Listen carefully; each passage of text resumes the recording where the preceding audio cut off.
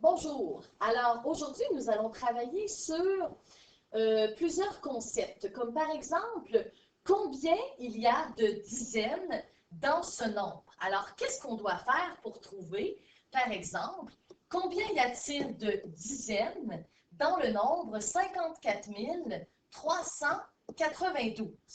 Alors, dans le nombre 54 392, combien y a-t-il de dizaines? Est-ce que je dois seulement regarder le chiffre à la position des dizaines? Le chiffre à la position des dizaines ici est 9.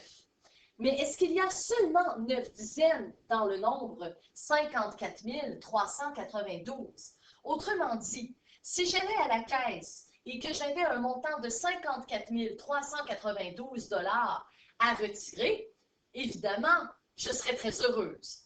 Mais je demandais ça en billets de 10 $, donc qui veut dire une dizaine.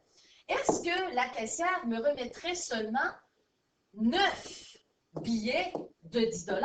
Évidemment, non.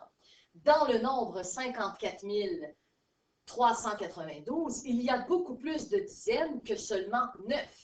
Alors, comment fait-on pour trouver le nombre de dizaines dans ce nombre? Alors, on va y aller par, on va enlever ce qui ne convient pas. Alors, si par exemple, je regarde mes deux unités ici, avec deux unités, est-ce que je peux faire un paquet de 10? Non, ce n'est pas suffisant.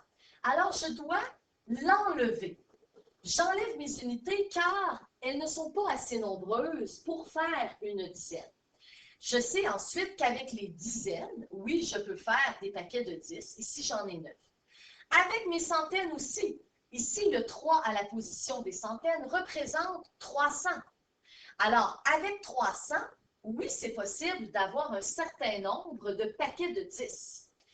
Avec ici, mon 4 à la position des unités de 1000, la valeur est ici de 4000. Alors, avec 4000, oui, je peux avoir un certain nombre de 10 $. Et pour finir, avec 5 à la position des dizaines de mille, je me retrouve avec 50 000 beaux dollars. Alors oui, en effet, je peux aller récolter beaucoup de 10 $ avec le 50 000. Alors, qu'est-ce que je dois faire pour trouver le nombre de 10 $? Alors, je dois tout simplement faire mon crochet. Alors, je dois garder seulement les positions dizaines, centaines, unités de mille et dizaines de mille.